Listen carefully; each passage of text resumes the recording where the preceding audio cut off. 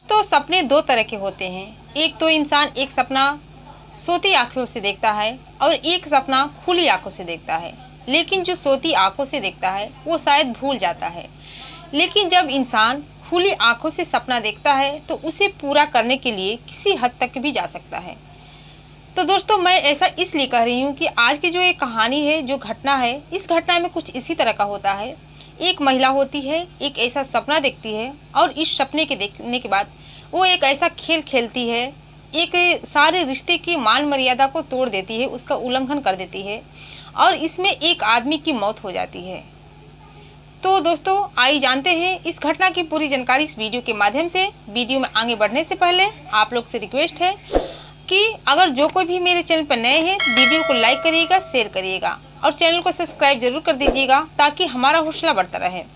आज की जो सच्ची घटना है, ये घटना बेहद ही हैरान और परेशान कर देने वाली है कि लोग अपने निजी स्वार्थ के लिए ऐसा ऐसा कदम उठा ले रहे हैं कि उन्हें वो काम करना ही नहीं चाहिए था। और जब इसका खुलासा होकर लोगों के सामने आता है तो लोग भी हैरान और परेशान हो जाते हैं और ये सोचने पर मजबूर हो जाते हैं कि हमारे समाज में कैसे कैसे विकृत मानसिकता वाले लोग भरे पड़े हुए हैं।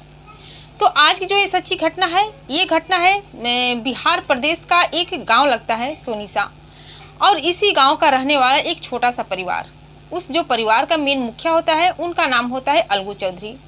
अलगू चौधरी के घर में उनका एक बेटा होता है जिसका नाम राजू होता है, जो कि बेहद ही छोटा होता है।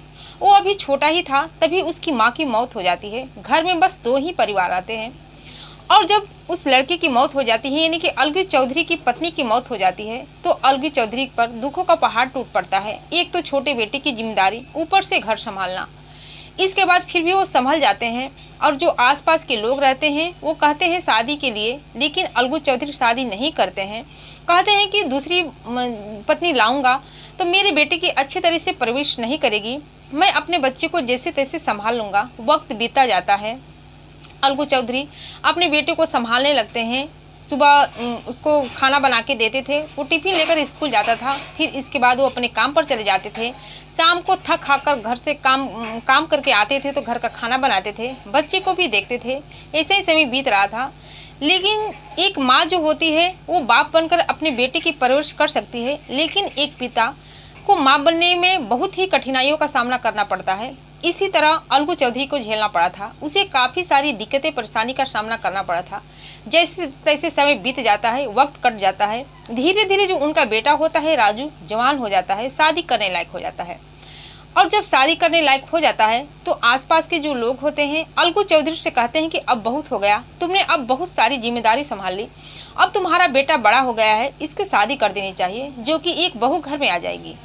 जब ये बात अलगू चौधरी सुनते हैं तो उनको भी ये बात पसंद आ जाती है और अपने बेटे की शादी के लिए तैयार हो जाते हैं और उसके लिए एक अच्छा सा रिश्ता ढूंढने लगते हैं। देखते ही देखते उसी के गांव के बगल में ही एक गांव था और उसी में एक लड़की को देख लेते हैं जिनका नाम त्रिशा होता है। त्रिशा को देखते हैं तो अपने बेटे राजू के लिए पसंद कर लेते हैं। उसके पिताजी से बात करते हैं, दोनों परिवार के लोग में बातचीत होती है और शादी की डेट फिक्स हो जाती है और एक दिन शादी भी हो जाती है। शादी बहुत ही धूमधाम से होती है। त्रिशा जब अपने ससुराल में शादी करके आती है तो बहुत ही खुश थी, उनके परिवार में सब कुछ ठीक ठाक चल रहा था। धीरे धीरे त्रिशा अपने घर को संभाल लेती है, छोटा परिवार रहता है, किसी चीज़ की कोई कमी नहीं होती है। जो अलगू थे उनको अब समय से खाना मिल रहा था और हर एक काम बहुत ही अच्छे तरीके से हो रहा था, क्योंकि उन्होंने बहुत सारी जिम्मेदारी संभाली थी अपनी पत्नी के मरने के बाद। वो भी अब सोचने लगते हैं कि अब मुझे आराम मिलेगा क्योंकि घर में एक बहू आ गई है, अब सब कुछ ठीक ठाक होने वाला है। ऐसे ही समय बीत रहा था, लेकिन अलगू जो चौधरी होते हैं वो अपने बेटे की शादी में बहुत सारा कर्जा ले रखे होते हैं। जैसे ही शादी बीतता है, कुछ दिन का समय बीतता है, जो कर्जदार होते हैं, जो पैसे दिए होते हैं, वो अपने पैसे मांगने के लिए उनके घर आने लगते हैं। लेकिन जो राजू होता है इन लोगों को देख लेता है, वो समझ जाता है कि मेरे पिताजी ने मेरी शादी में बहुत सारे पैसे लेकर रखे हैं। जब वो घर पे आते थे तो राजू को अच्छा नहीं लगता था। एक दिन अपने पिताजी से कहता है कि पिताजी, अब तो घर संभालने वाली और साथ में रहने वाली त्रिशा आ गई है, क्यों ना मैं अब बाहर जाऊं और कुछ पैसे कमाकर भेजूंगा जिससे कि इन लोगों का कर्ज चुकाया जा सकता है। इसके बाद अलगू तैयार हो जाते हैं। इसके बाद त्रिशा से पूछा जाता है, पहले तो नाराज होती है, दुखी होती है, फिर अपने घर की स्थिति को देखकर अपने पति को जाने से नहीं रोकती है। इसके बाद राजू बाहर चला जाता है और बाहर जाने के बाद उसको एक प्राइवेट कंपनी में बहुत ही अच्छा खासा जॉब मिल जाता है और जॉब करने लगता है और पैसे भेजने लगता है। इधर पैसे भेजता था, इधर अलगू चौधरी उस पैसे को जो कर्ज थे उनके ऊपर जो कर्जदार था उनको देते थे। लेकिन इधर जो त्रिशा थी उसे अपने पति राजू की यादें आती रहती थी। वो हमेशा अकेलापन महसूस करती रहती थी, लेकिन वो कहे तो किससे कहे। एक दिन वो अपने कमरे में सोई रहती है। रात के लगभग 1 बजे का समय होता है। उसे अजीब सा सपना आता है और जब सपना देखती है तो तुरंत अपने भागी भागी ससुर के कमरे में आती है और उनके पास आकर उनसे कहती है कि ससुर जी, मुझे बहुत डर लग रहा है, मैं आपके पास ही सोऊंगी। इससे पहले अलगू कुछ सोचते समझते उनके मौका ही नहीं मिलता है और त्रिशा उन्हीं के बगल में सो जाती है। जब सोती है तो उसे अपने पास एक आदमी के होने का एहसास होता है और ये सब रिश्ते नाते भूलकर कुछ अलग ही काम करने लगती है। अब अलगू जो इधर थे उनका भी ख्याल नहीं होता है कि रिश्ते में मेरी बहू है, क्योंकि उनकी पत्नी बहुत साल पहले देहांत हो चुका होता है और वो भी पहली बार किसी औरत के अपने पास रहने का उनका एहसास होता है और दोनों सब कुछ भूलकर जो रिश्ते नाते की जो मान मर्यादा होता है तोड़ देते हैं, उसका उल्लंघन कर देते हैं और एक साथ गलत संबंध बना लेते हैं। और जब ये सिलसिला एक बार शुरू होता है तो लगातार चलता रहता है। जब भी दोनों को वक्त मिलता एक साथ गलत काम करते थे। घर में कोई नहीं था देखने वाला, घर में ससुर और बहू थे, उनके सिवा और कोई नहीं था। और इधर राजू को भी पता नहीं था कि उनके ना रहने पर गैर मौजूदगी में उनके पिता और पत्नी एक साथ क्या कर रहे हैं, उनके साथ क्या कर रहे हैं। कुछ वक्त बीत जाता है, कुछ महीने बीत जाता है। राजू को गए हुए 7 से 8 महीने बीत चुके होते हैं। इसके बाद जब उन लोगों को पता चल जाता है कि अब राजू आने वाला है, एक दिन जो त्रिशा रहती है वो प्रेग्नेंट हो जाती है। जब उसको प्रेग्नेंट होने का एहसास होता है तो अपने ससुर अलगू से बताती है और कहती है कि मेरे पति राजू को गए हुए पूरे 7 से 8 महीने हो गया है और मैं 2-3 महीने की प्रेग्नेंट हूँ। जब राजू आएगा तो उसको हम लोग क्या जवाब देंगे। जो अलगू होते हैं वो कहते हैं कि इस बच्चे को गिरा दो। वो भी इस बात को सुनकर परेशान हो जाते हैं और इस बच्चे को गिराने का प्लान बनाते हैं। लेकिन त्रिशा कहती है कि नहीं, मैं इस बच्चे को नहीं गिराऊंगी। मैं अपने पति के साथ नहीं बल्कि आपके ही साथ रहना चाहती हूँ। मुझे आपके ही साथ बहुत ही अच्छा लगता है। इसके बाद अलगू भी इस बात के लिए तैयार हो जाते हैं और कहते हैं कि ठीक है। वो त्रिशा से कहते हैं कि हम लोग यहाँ पर नहीं रहेंगे, कहीं दूर जाकर हम लोग को रहना चाहिए। इसके बाद त्रिशा को लेकर उत्तराखंड चले जाते हैं और जब वहाँ जाते हैं तो वहाँ पर रहने लगते हैं। इधर जो राजू होता है अपने घर पर कॉल करता है, लेकिन कॉल किसी से बातचीत नहीं होती है, न ही उसकी पत्नी से और न ही उसके पिता से। वो बहुत ही ज़्यादा परेशान हो जाता है। एक दिन अपने एक दोस्त को अपने घर भेजता है कि मेरे घर जाकर देखो आखिर क्या बात है। नहीं मेरी पत्नी से बात हो रही है, नहीं मेरे पिताजी से बात हो रही है। उसका दोस्त जब उसके घर जाता है तो देखता है कि घर के दरवाजे पर ताला लगा हुआ है। वो परेशान हो जाता है। वो अपने दोस्त राजू को बताता है।